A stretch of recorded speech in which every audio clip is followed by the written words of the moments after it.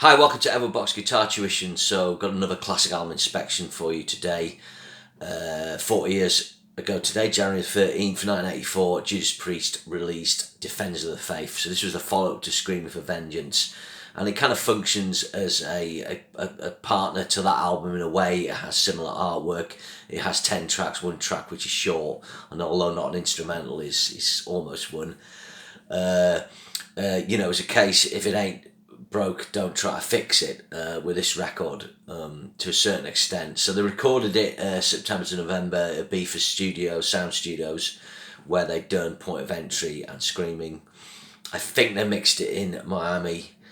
It was Screaming for Vengeance obviously double platinum, so there's a lot riding on this album. When it initially came out, it only went gold. I think the band were a little disappointed with that. But the reason for that is it didn't have a hit single or minor hit. I mean, You've Got Nothing Coming made number 66, but it was a minor hit, and that helped boost the album sales of Screaming. So this album eventually went platinum, and it really comes at the end of a run of classic albums, a classic period of Priest, really. From 1974, the Rock and Roller album being their debut, which is a bit unusual. 10-year run into 1984 when they do this. This is a lot of people's, one of their favourite Judas Priest albums. A lot of people think this is better than Screaming. I don't, but we'll go into it. I'll just give you a little bit of history about my sort of time with it. It was actually... The time it came out was really a lot of snow where I lived in Cumbria, which is in the north of England. So we were actually sent off school because the buses couldn't get to school, or it was either that or the heating wasn't working. This was generally why the schools shut in England. So we all went sledging. We were off I think a week or certainly 3 or 4 days. My mate lived up the road. A lad he used to knock around with had... some kind of mats that they put on kind of benches in the house that were green plastic foam. So we took those and we sledged down the hill with those. But I remember coming back home from sledging and my elder brother had bought Screaming for Vengeance. Now I must confess I was the Priest fan in the house. But I hadn't bought the album because I hadn't gone off music, but I kind of into other things at that time. I had a period of being really into music and buying albums up until about the back end of 82. Then I kind of got to secondary school. So I hadn't zoned out. I was still, I'd still had things like Holy Diver by Dio single and the B-side Evil Eyes and the Cold Sweat by Thin Lizzy. I'd recently bought the Jump by Van Halen 12-inch, and my middle brother got Perfect Stranger by Deep Purple this year in a sweet compilation. So I was still touching base with stuff. So when I saw the album, I listened to it on heavy rotation that week, I loved it. What do I think of it now? Well, let's go through it track by track, and we'll make some sort of assessments. So the writing team of Tipton, Halford and Downing is in full flow. There's a Bob Halligan Jr. track on there.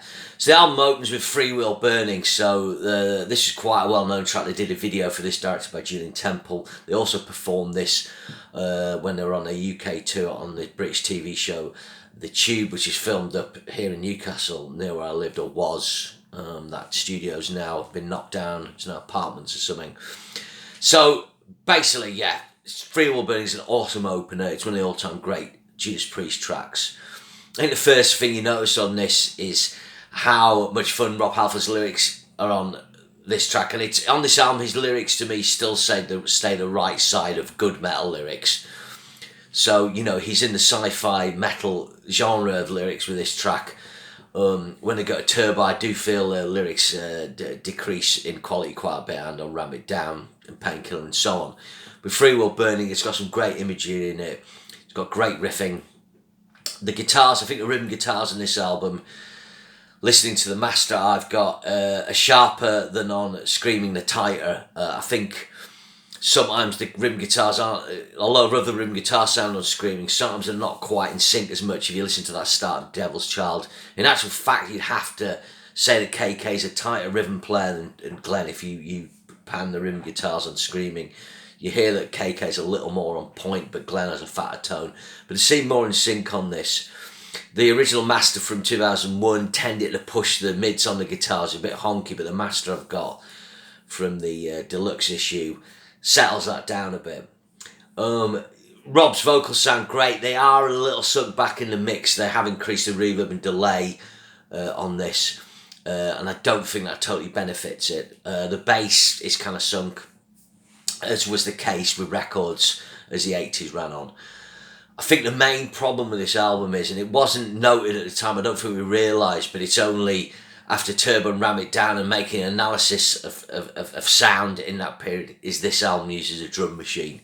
And Priest haven't sort of said, oh, it's all drum machine. They have said they used a drum machine, because there's references in the sleeve notes on the reissues.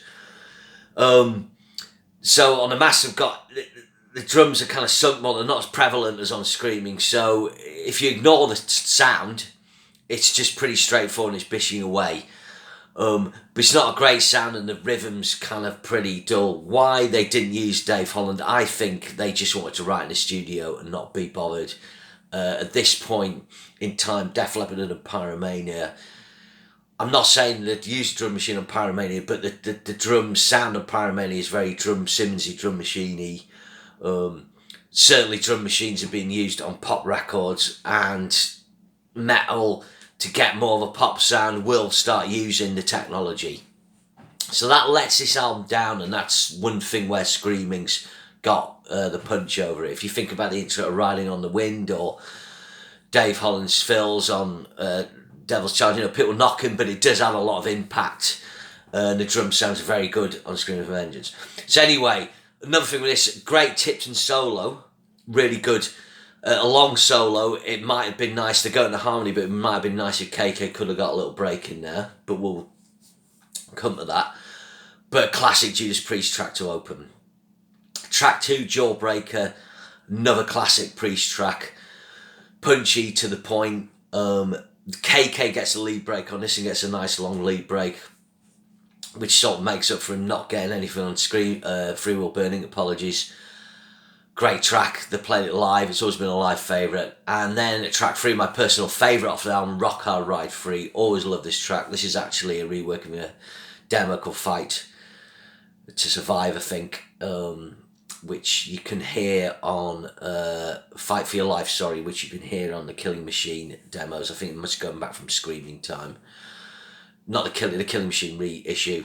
Love this track, really lovely arrangement. Great lead break on this with KK and Glenn. They're both, KK gets a lot of emotion, does that lovely climb up the kind of open string, really singing.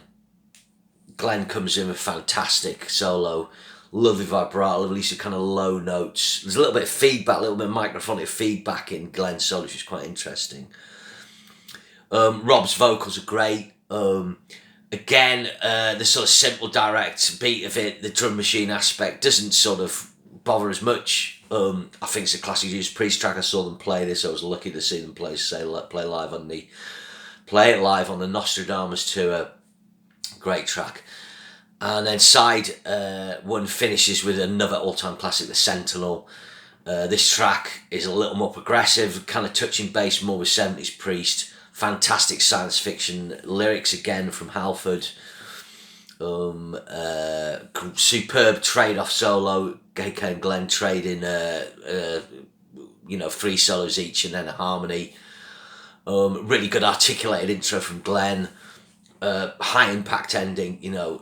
I think Priest at the time said, or I've read that KK and Glenn said, oh, it doesn't get better than that. And that's both the strength and the weakness of this album. It's really front loaded. If the album carried on like this, with more classics, it would potentially supersede Screaming. And I think because the tracks are so strong, I think that's why, for some people, they prefer it to Screaming. It's a stunning side 1. It's as good as any side 1 in metal. Rob's lyrics are really good. Like I said, they're staying the right side of things, of sensible.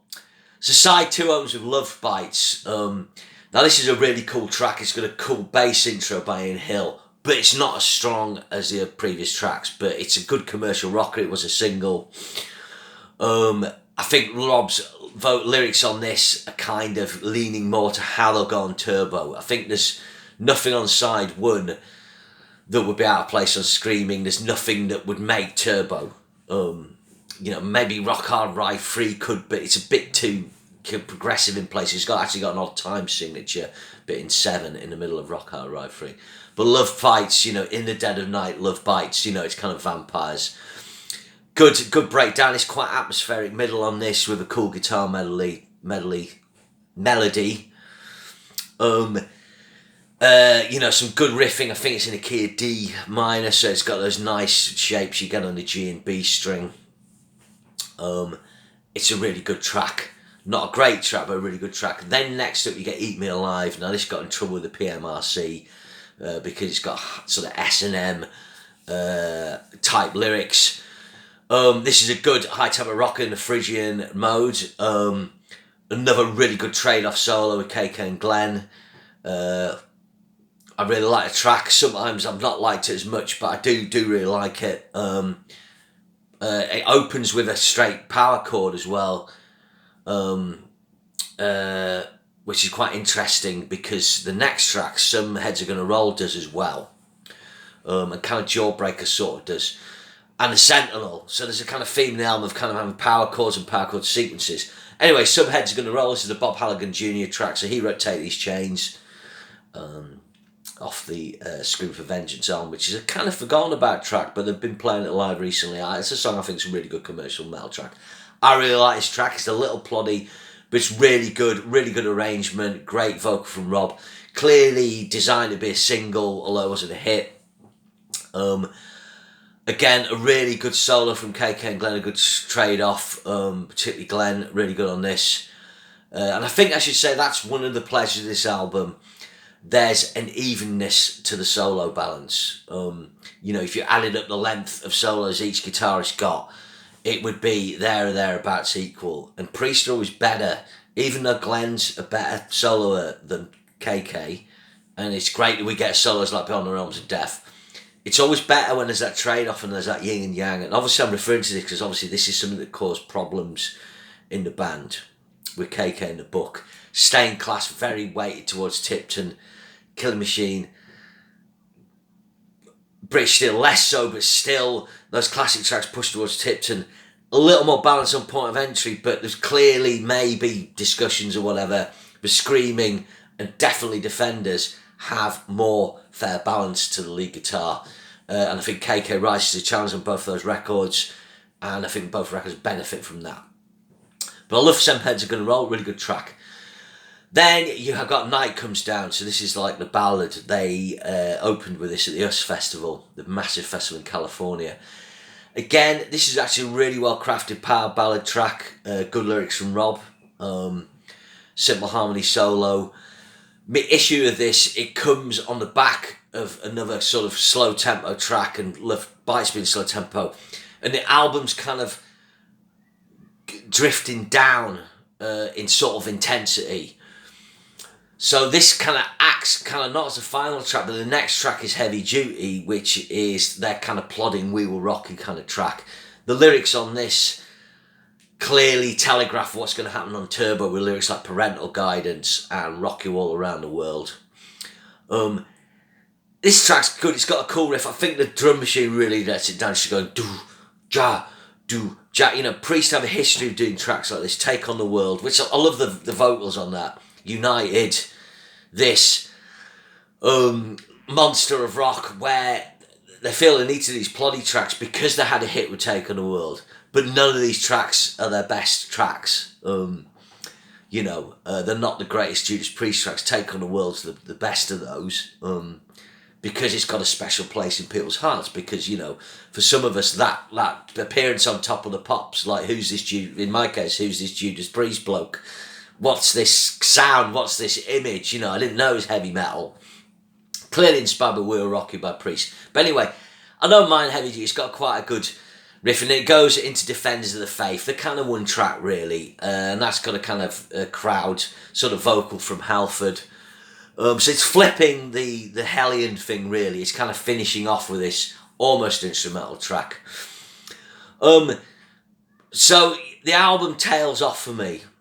My mark out of 10, I do think it's an 8 out of 10. I don't think it's a classic album, but it's got classic tracks on it. There's no doubt that side 1 are classic Judas Priest tracks. There will be debates. Some people prefer Screaming, some would prefer this. I do think Scream is a classic heavy metal album of its time. Barring a couple of tracks, it's got some phenomenal tracks, and it finishes really strong to me, but others would disagree with that. I think something that would benefit this album would have been a different running order, and I'm going to give you my take on a running order. And the reason for this is it just makes it less front-loaded and puts a couple of classic tracks later on. You're always going to finish with Heavy Duty Defenders of the Faith. That's what's going to happen. But if you think about an album like Staying Classic, and I really like Heroes End, but it's probably the weakest track on the album. Side 1 and side 2 of that album finish with the weakest tracks on the album, but I preferred Invader. Invader's pretty cool.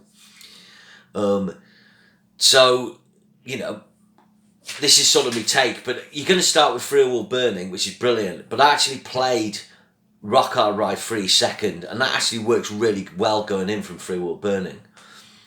Then Do Some Heads Are Gonna Roll. Okay, it's keeping the tempo a little ploddier, but it's kind of putting that single track that might be a single early on. Then you could flip these, but I went for When the Night Comes Down 4. I was kind of thinking of that, you know, Worth Fighting For thing on Angel of Retribution. So it's dropping down, but then put Eat Me Alive 5th. So finish side 1, 5 tracks, with a high intensity track. Okay. You know, Eat Me Alive, When the Night Comes Down, they're not as good as those other classic tracks, but they're good tracks. Still open side 2 with Love Bites, because you flip the vinyl over and you've got that kind of interesting opening, but then have Jawbreaker, and it works well going from those two, I feel. Then the Sentinel 8, so you know your second to last track is a fucking all-time classic, then finish with Heavy Duty and Defenders of the Faith. And I think that would improve the album for me. But that's just my take. But yeah, what else is there to say? In summary, I think the drum machine lets us down. I think the guitars are really tight. I think the soloing's great. I think Rob gives a great vocal performance. Although I'd like to see his vocals more up front, but it's just more a sign of the times of the production. Running order's not right to me. Probably the fact that it didn't have a single like You've Got Nothing Coming meant that, you know, it went platinum but not higher. Still an important Judas Priest album in the lexicon, coming at in that classic period. And yeah, it's a great record. It's 40 years old today, and I hope you enjoyed this review. Share and subscribe if you like these, and I'll see you again soon. Cheers.